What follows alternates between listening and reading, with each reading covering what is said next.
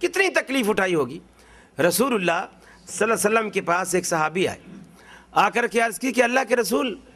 میرے ماں باپ، میرے والد کی عجیب حالت ہے، میں اس کے پاس جاتا ہوں، کوئی چیز مجھے ضرورت پڑتی ہے مجھے منع کر دیتا ہے، حالانکہ اس کے پاس ہوتی ہے نہیں دیتا، لیکن جب اسے کسی چیز کی ضرورت پڑتی ہے وہ میرے گھر میں آتا ہے، پوچھتا بھی نہیں ہے، خاموشی سے چیز اٹھا کے چلا جاتا ہے۔ تو اللہ کے رسول اگر آپ اجازت دیں تو جس طرح وہ مجھے منع کر دیتا ہے، چیز نہیں دیتا، تو کیا میں بھی اسے منع کر دوں؟ آپ صلی اللہ علیہ وسلم کی ایک عادت تھی کہ جب بھی کوئی مقدمہ آپ کے سامنے آتا تو اللہ کے رسول یک طرفہ بات سن کر کبھی فیصلہ نہیں فرماتے تھے، آپ ہمیشہ دو طرفہ بات سنتے۔ آپ نے کہا کہ تو اپنے باپ کو میرے پاس لا سکتا ہے یا تیرا باپ میرے ہاں آ سکتا ہے؟ اس نے کہا یا رسول اللہ میں ابھی لے آتا ہوں۔ وہ لایا، ضعیف آدمی تھا، لاٹھی کے سہارے چلتا چلتا چلتا اللہ کے رسول کی خدمت میں پہنچا۔ آپ نے فرمایا کہ یہ تیرا بیٹا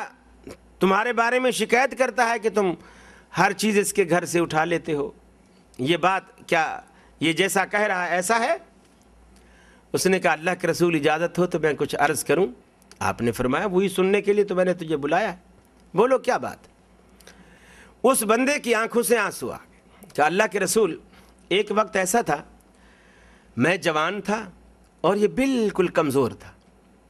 اس وقت مجھے اس کے سہارے کی کوئی ضرورت نہیں تھی،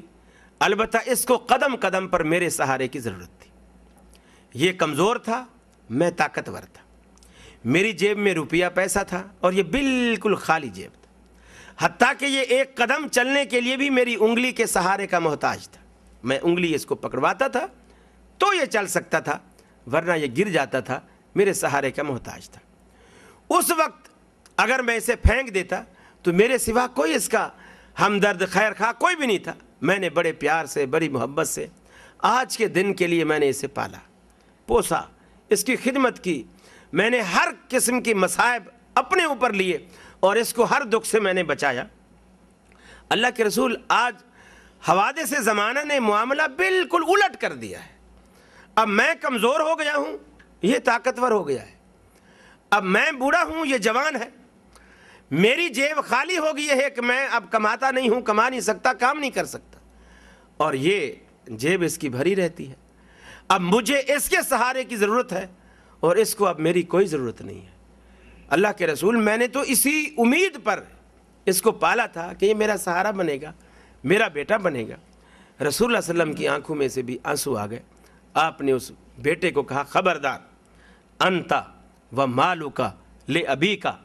نہ تو اپنا ہے نہ تیرا مال تیرا ہے، آج کے بعد تو بھی اپنے باپ کا ہے، تیرا مال بھی تیرے باپ کا ہے، تیری کمائی تیری ہے ہی نہیں، جب تو باپ کا ہے تو تیرا سارا کمایا ہوا مال سب کچھ تیرا گھر بار سب کچھ تیرے باپ کا۔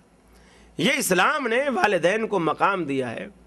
مرتبہ دیا ہے، ہم اس چیز کو نہیں سمجھتے۔ اللہ رب العالمین نے قرآن مجید میں کہا،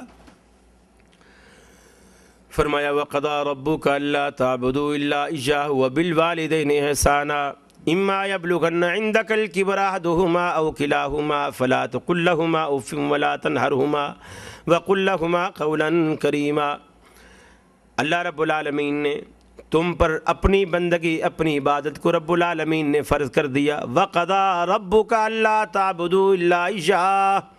پروردگار عالم نے تم پر یہ بات لکھ دی، لازم کر دی، فرض کر دی کہ تم اس کے سوا کسی کی بندگی نہ کرو گے۔ تمہاری جبین نیاز جھکے گی تو اسی کے آگے، ہاتھ اٹھیں گے تو اسی کے آگے، دامن پھیلے گا تو اسی کے آگے، دکھڑا سناؤ گے تو اسی کو۔ وَقَضَىٰ رَبُّكَ أَلَّا تَعْبُدُوا إِلَّا إِيَّاهُ، اور اس حکم کے بعد دوسرا حکم فرمایا وَبِالْوَالِدَيْنِ إِحْسَانًا، ماں باپ کے ساتھ تم نے اچھا سلوک کرنا ہے، اچھا احسان کرنا ہے۔ اما یبلغن عندک الکبر احدہما او کلاہما فلا تقل لہما اف، اگر دونوں یا دونوں میں سے کوئی ایک بڑھاپے کو پہنچ جائے، بوڑھے ہو جائیں، ان کی کمر جھک جائے، منہ سفید ہو جائیں، آنکھوں سے ان کی بینائی جاتی رہے، کانوں کی سنوائی جاتی رہے، زبان سے گویائی جاتی رہے، ضعیفی کے ساری علامات ان کے اوپر چھا جائیں، بیماریاں بھی ان کو گھیر لیں، ایسی حالت میں اے مسلمانوں تمہارا فرض یہ نہیں بنتا کہ اولڈ ہاؤسوں میں جا کر اپنے ماں باپ کو داخل کرا دو، بلکہ تم نوکر بن کر ان کی خدمت کرو۔ یہ دیکھو کہ ایک وقت تم پر بھی ایسا گزرا ہے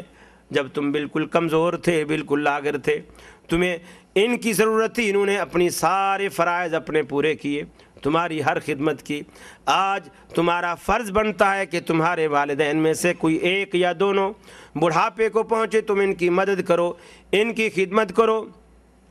وَلَا تَنْهَرْهُمَا وَقُلْ لَهُمَا قَوْلًا كَرِيمًا،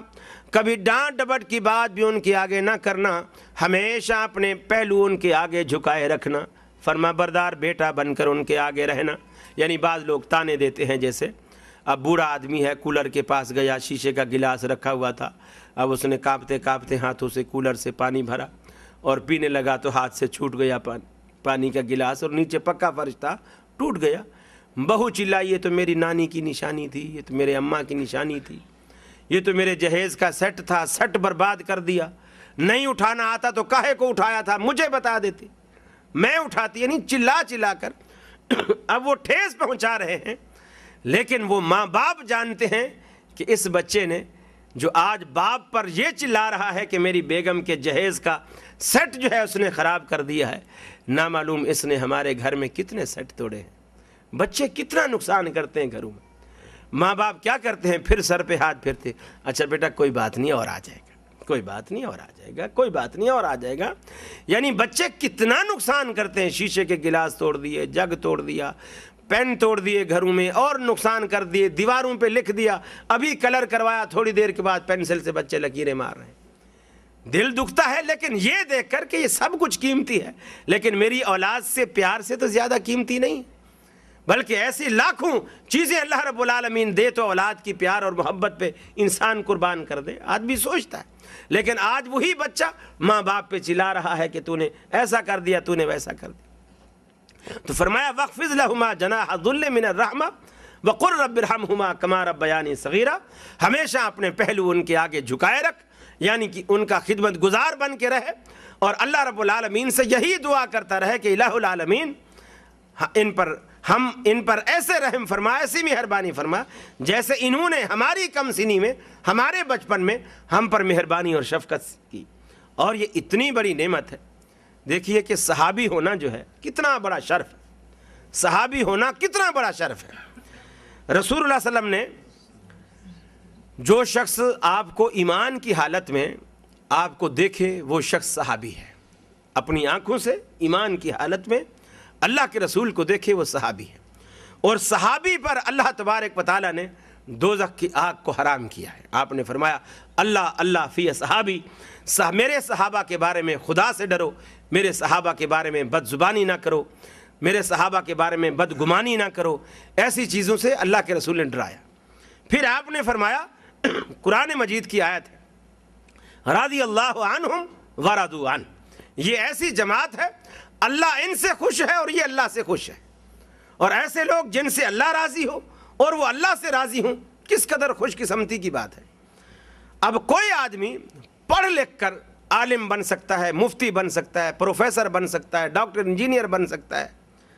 عبادت کر کر کے متقی بن سکتا ہے، نیک اور صالح بن سکتا ہے، ولی اللہ بن سکتا ہے، لیکن کوئی شخص صحابی نہیں بن سکتا، نہ پڑھ کر نہ عبادت کر کے۔ بس وہ صحابی کا وہی ایک وقت تھا جب اللہ کے رسول دنیا میں موجود تھے، اور کوئی بندہ ایمان لے آیا اور ایمان کی حالت میں اس نے اپنی آنکھوں سے اللہ کے نبی کے رخ زیبا کو اس نے دیکھا، یہ ایک شرف تھا جو اس کو صحابی بناتا ہے۔ اللہ کے رسول کی زندگی میں اویس قرنی موجود ہے، مسلم کی حدیث ہے، رسول اللہ صلی اللہ علیہ وسلم نے فرمایا وہ موجود ہے۔ آپ نے فرمایا عمر، ایک شخص ہے جس کا نام اویس ہے، اس کے جسم پر برس کا ایک داغ ہے، اور وہ ختم ہوتے ہوتے ہوتے ہوتے اب ایک درہم جتنا، جیسے آپ ریال کہہ لیں جو سکہ ہے، اس کے جیسا رہ گیا ہے۔ اس کی ایک بوڑھی ماں ہے، وہ شخص چاہتا ہے وہ میرے پاس آئے، ایمان کی حالت میں مجھے دیکھے، صحابیت کے شرف سے مشرف ہو، وہ ایسا چاہتا ہے، لیکن اس کی بوڑھی ماں کا